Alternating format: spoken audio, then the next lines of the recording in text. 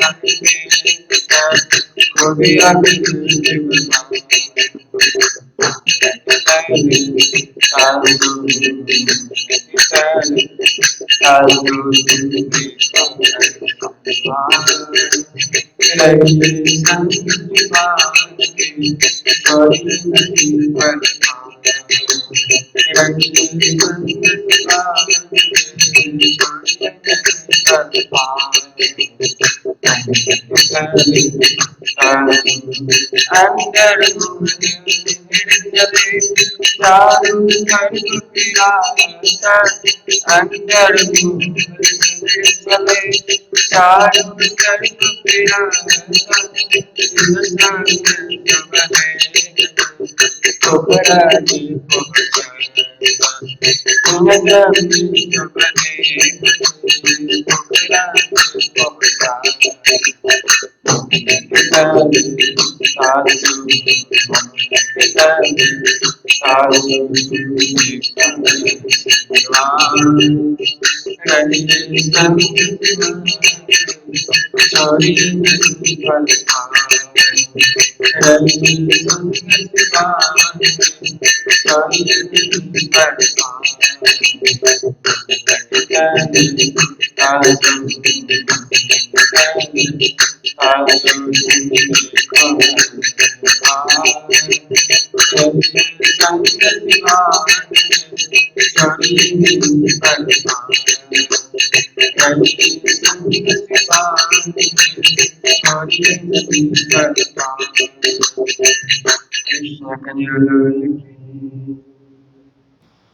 तुम देखत मोहे इंड में, मैं चौदे तब कसे दूर। अंतर्गत ब्रह्मांड थे सदा साहिब के हजूर, सदा साहिब के हजूर।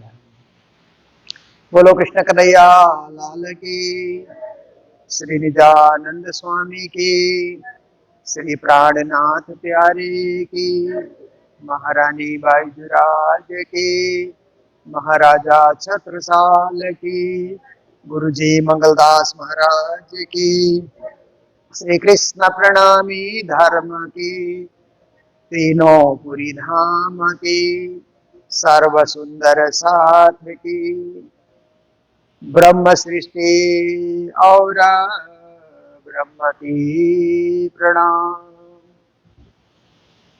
उपस्थित धर्म प्राण शिरोमणि सुंदर साथ जी, माताएं, बहनें, भाइयों, सुंदर अवसर, सुखद अवसर, ज्ञान वर्धक अवसर देखिए।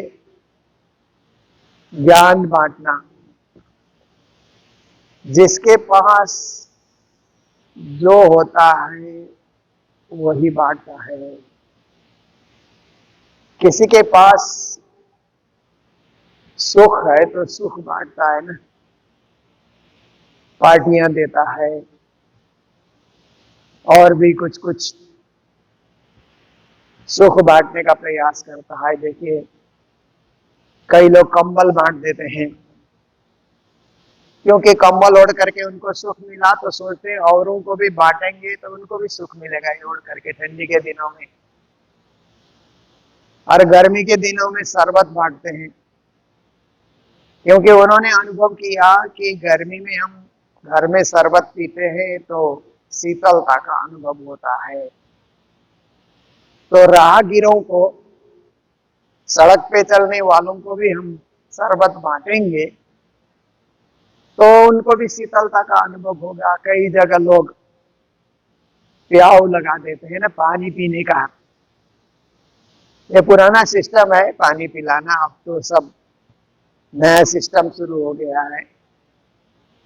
तो वो भी एक क्या है कि हमारे पास जल है या जल का खर्चा हम कर सकते हैं तो औरों को भी जल पीने का आनंद मिले, ये सोच करके, मतलब एक सुख अपने पास है तो क्यों न बांटा जाए।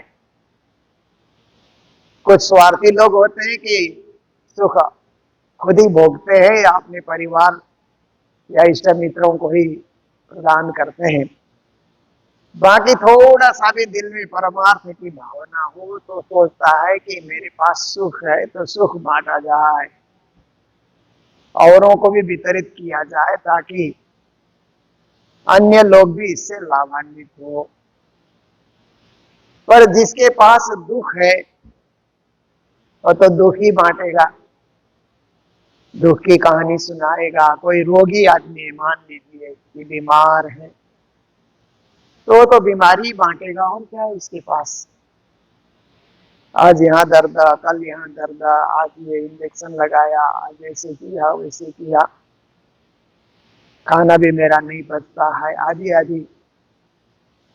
क्योंकि अब उसके पास दुख है वही बांट रहा है, सोचता है दुख बांटने से शायद दुख घटेगा। प्राणनाथ जी तो कहते हैं सुख देख दुख लेओ अपने अंगा, कोई नहीं किसी के संगा, सुख दुख लेओ अपने अंग। कहते हैं सुख दुख ये अपना प्रारब्ध का फल है, कर्म का फल है या पूर्व जन्म का लेन देन है, सो आपको ही भोगना होगा। परंतु कभी कभी दुख बांटने से दुख हल्का होता है, इसीलिए वो भी बांटा जाता है। टेंशन होने से कभी कभी एक दो लोगों से बातें होती है तो जरा मन में शांति का अनुभव होता है।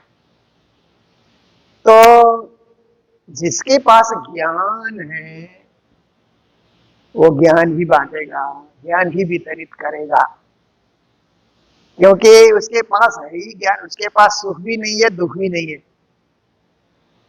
ज्ञान है। तो वो ज्ञान वितरण करने से भी कई लोगों को आनंद मिलता है।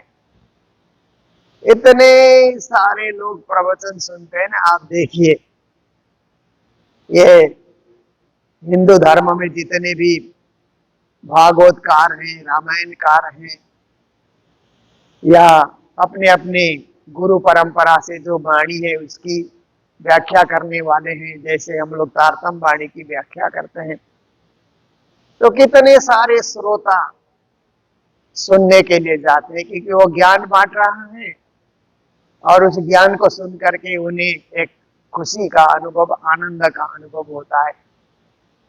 ईसाई धर्म में भी आप देखिए, जो फादर लोग होते हैं, पास्टर होते हैं, वो ज्ञान बांटते हैं, बाइबल का कुछ उदाहरण देकर के ज्ञान वितरित करते हैं। तो चर्च में आप देखिए भीड़ लगी रहती है संडे को।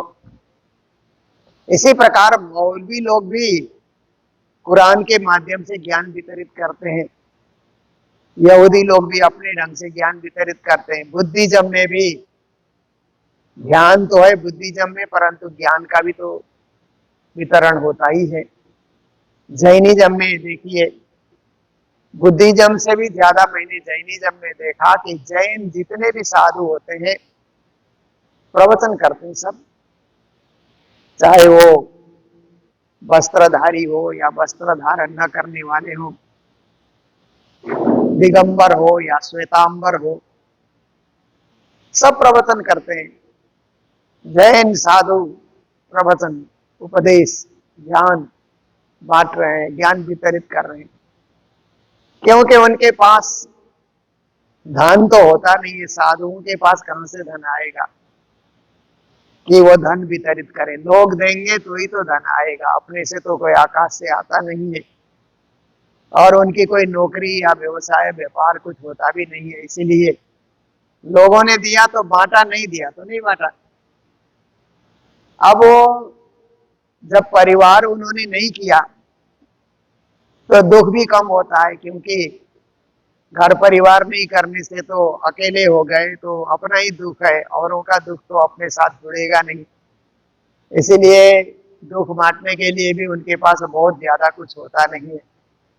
तो उनके पास जो अध्ययन किया, उन्होंने जो पढ़ा, धर्म ग्रंथों को पढ़ा, शास्त्रों को पढ़ा, गुरुजनों से सुना, वो वितरित करते रहते हैं, बांटते रहते हैं, बांटते रहते हैं।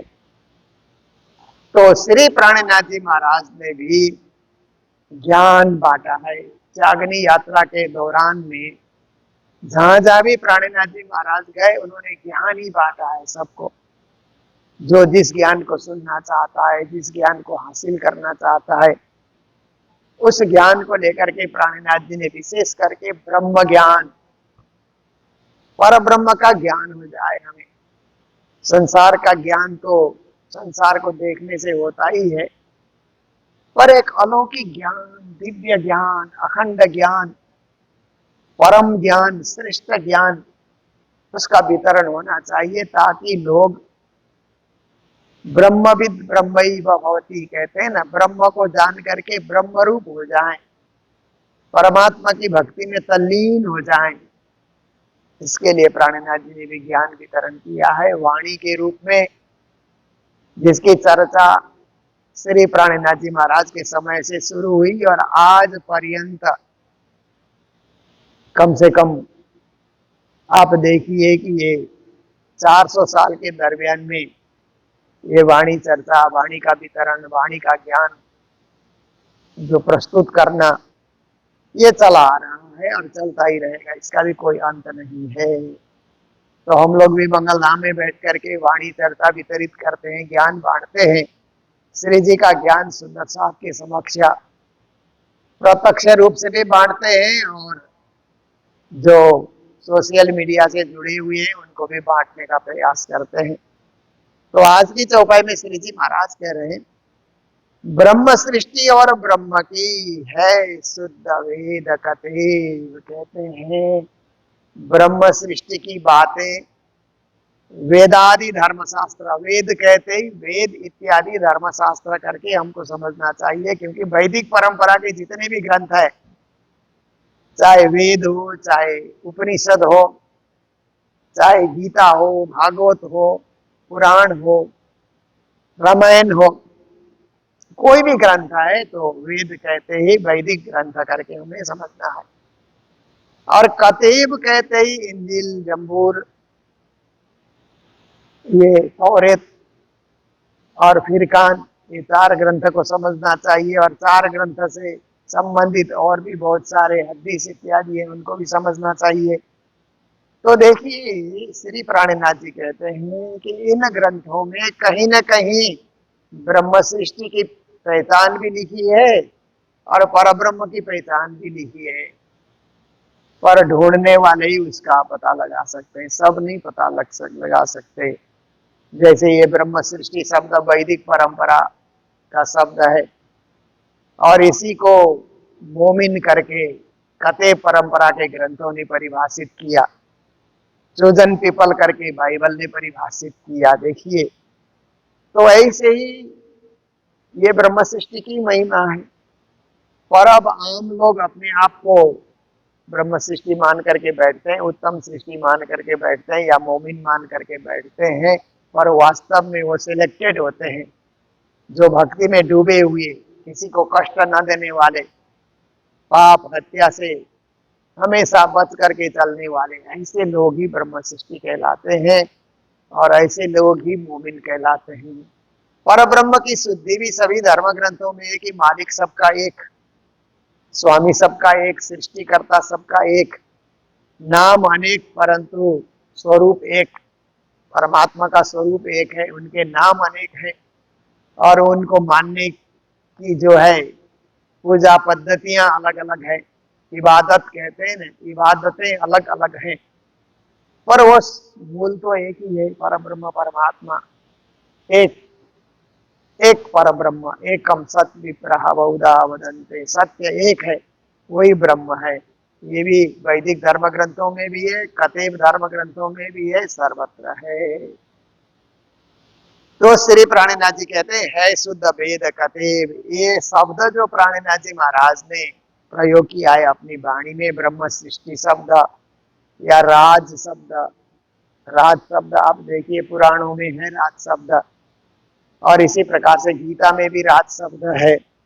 फिर तारतम शब्द प्रयोग किया तो तारतम्य के रूप में भागवत में इसका प्रयोग हुआ है। तो ये सब शास्त्रों में पहले से प्रयोग किए जा चुके शब्द हैं, या संत वाणियों में भी इन शब्दों का प्रयोग किया गया है। जैसे बालाजी कहते हैं तो ये शब्द अभी पहले से चला आ रहा है।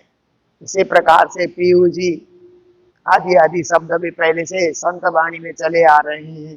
तो देखिए कि ये धर्मशास्त्र में है, पर है वो असली कहाँ, किसको ये संबोधन हो रहा है, वो मालिक कौन है, कहाँ रहता है, उसका रूप रंग कैसा है, उसकी लीला कैसी है, उसका धाम कैसा है, एकदम निर्दिष्ट करके पक्का पक्का करके कोई नहीं बताया। इतने ऋषि मुनि ज्ञानी ध्यानी हो गए, पर किसी ने भी यही है ऐसा करके किटान करना कहते हैं ना, निश्चित करना, ऐसा नहीं किया। सो आप आकर आए के फिर साक्षात श्री देवचंद जी महाराज और महामती के रूप में स्वयं पर ब्रह्म परमात्मा पधार करके अपनों जाहिर किए सब भेद, कहा कि वो मालिक का धाम तो निज धाम है जिसे शास्त्रों ने परम धाम कहा है, और मालिक को शास्त्रों ने पूर्ण ब्रह्म कहा है, वही राज है, वही अक्षरातीत है, वही धनी धाम है, वही पिया पुरुषोत्तम है। ऐसा करके धनी देवचंद जी महाराज ने बताया। एक निर्दिष्ट करके पक्का करके उन्होंने बता दिया कि परम धाम में जो रहते हैं वही सबके मालिक सर्वेश्वर वही है। जाहिर कर दिया उन्होंने। ये भेद के रूप में सांकेतिक रूप में शास्त्रों में इन शब्दों को पाया जाता था। और आप देखिए कि श्रीमद् भागवत में स्तुति के प्रकरण बहुत आते हैं, अध्याय। कहीं भी देवता लोग जाते हैं तो ब्रह्म की स्तुति करते हैं, तो स्तुति के जितने भी अध्याय हैं वहां परब्रह्म की बातें, परब्रह्म परक बातें वहां पर लिखी गई है। परंतु उनका अर्थ करते करते त्रिदेव में आकर के, भगवान नारायण में आकर के वो अर्थ समा जाते हैं। पर सदगुरु धनी श्री देवचंद जी महाराज ने कहा कि ये मूल रूप से पूर्ण ब्रह्म परमात्मा की ही महिमा है।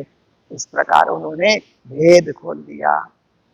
महामत कही जो रूही ब्रह्म सृष्टि की, सो सब साहेब के तन। महामती प्राणनाथ जी कहते हैं कि परम धाम की जो ब्रह्म सृष्टि रूहें आत्माएं हैं वो सब राज्य के ही तन रूप है, राज्य के ही स्वरूप है।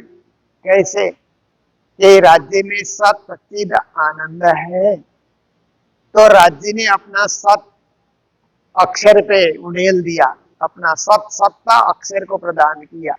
अपने पास तो है ही है पर अक्षर को भी उन्होंने प्रदान कर दिया। जैसे बाप बेटे को अंश देता है तो अपने पास भी रखता है, बेटे को भी देखता है। सब कुछ बेटे को लुटा नहीं देता है। हम जब तक जिंदा रहेंगे मेरे पास ये प्रॉपर्टी रहेगी रहेगी, मेरे जाने के बाद कुछ भी करो, ऐसा करता है ना बाप। समझदार बाप होता है तो अपना हिस्सा रखता ही रखता है, पर लड़के को भी देता है। मेरा लड़का है, देना चाहिए इसको, मैंने जन्म दिया, पाला पोसा, खड़ा किया है, तो कुछ हिस्सा इसको मुझे देना चाहिए। ऐसे ही राजी महाराज ने सत हिस्सा अपने पास भी रखा है, अक्षर को भी दे दिया उन्होंने, क्योंकि अक्षर तो सृष्टि की रचना करते हैं, तो सत्य से ही तो सृष्टि की रचना होती है। इसीलिए फिर राज्य के पास जो चिद है अपने पास भी उन्होंने रखा, इसीलिए चिद घन स्वरूप कहा जाता है ना राज्य को।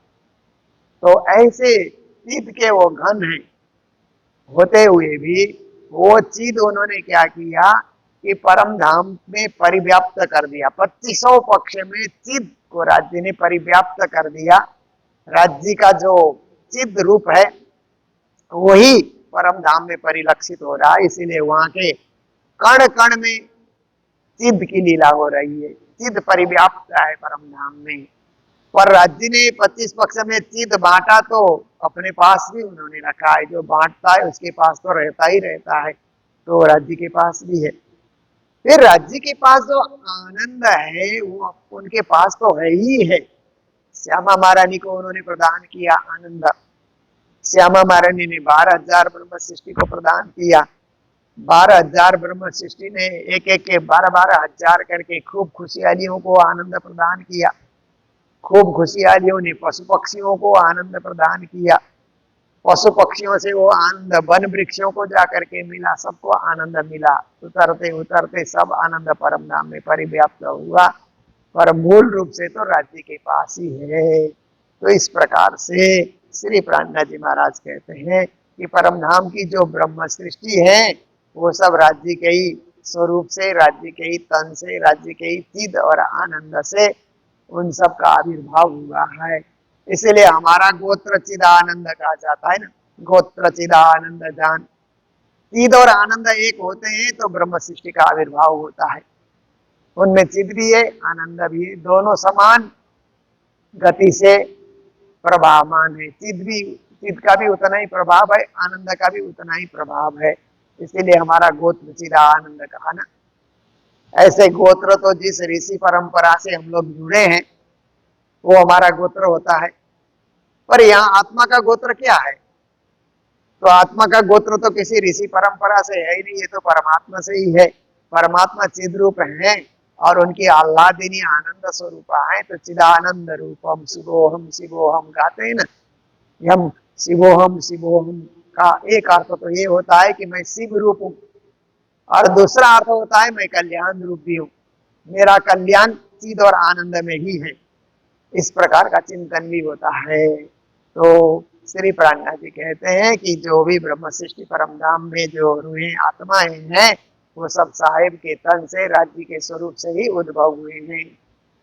दुनिया करी सब कायम, ऐसे महान आत्माएं दुनिया में आती है तो उनके आने से जैसे प्रकाश दुनिया में आने से दुनिया प्रकाशित हो जाती है ना, हमारे पास भी उजाला होने से हमारा कमरा उजाला हो जाता है, सब कुछ उजाला हो जाता है, हमारा किचन बाथरूम पूरा घर हमारा उजाला हो जाता है उजाला आने से।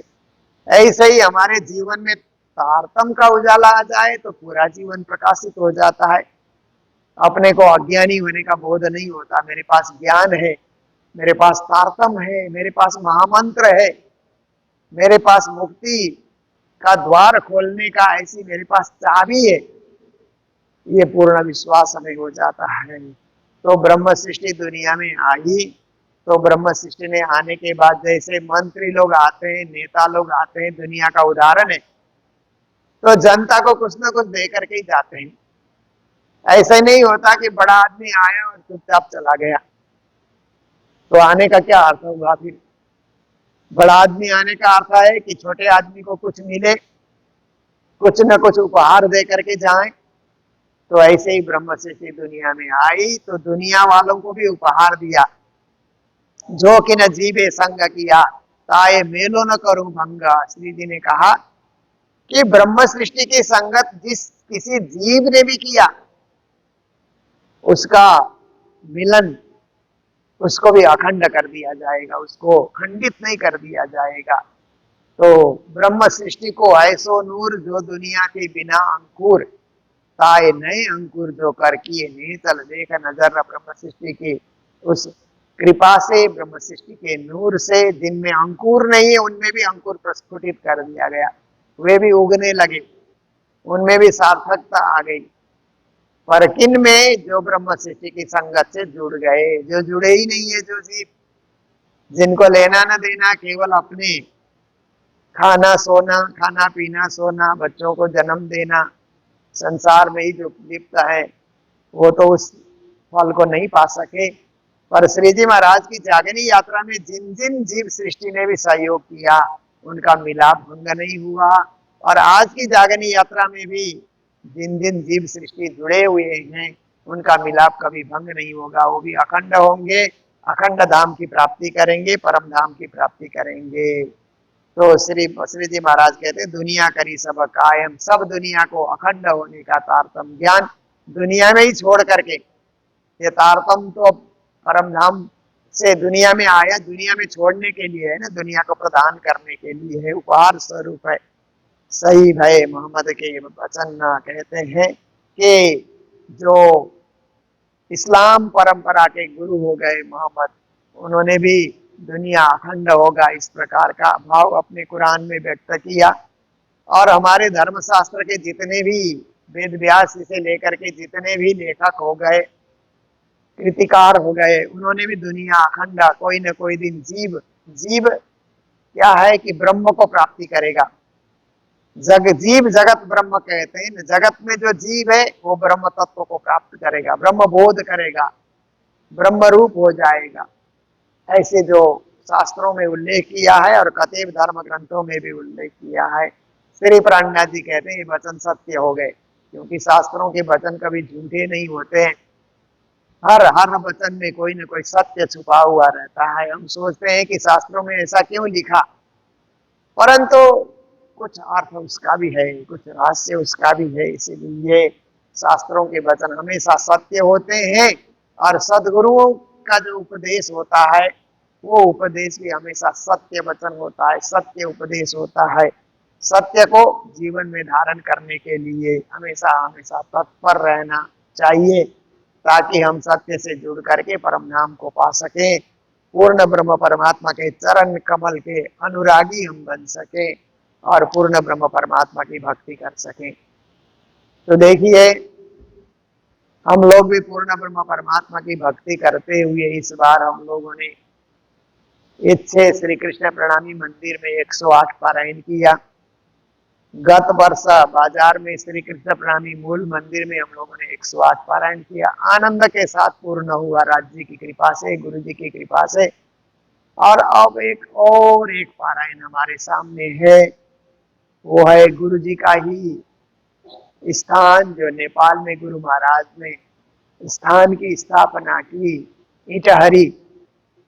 गुरु जी चाहते थे कि मैंने भारत वर्ष के कालिम्पोंग में, सिलीगुड़ी में, भिवानी में और भी बहुत सारे स्थान में मैंने मंदिर बनाए, पर नेपाल में भी कुछ ना कुछ होना चाहिए, मेरी जन्मभूमि है तो वहां भी मुझे कुछ ना कुछ करना चाहिए। तो कभी गुरुजी काठमांडू में भी गए, वहां भी उन्होंने सोचा कि यहाँ कुछ करें, परंतु उस समय जो गुरुजी ने जिस प्रकार से चाहा उस प्रकार अनुकूल परिस्थिति नहीं हुई। फिर धरान में जब मंदिर का उद्घाटन हुआ तब भी गुरुजी ने वहां भी सोचा, पर वो भी किसी कारणवश गुरुजी के अनुकूल नहीं हुआ।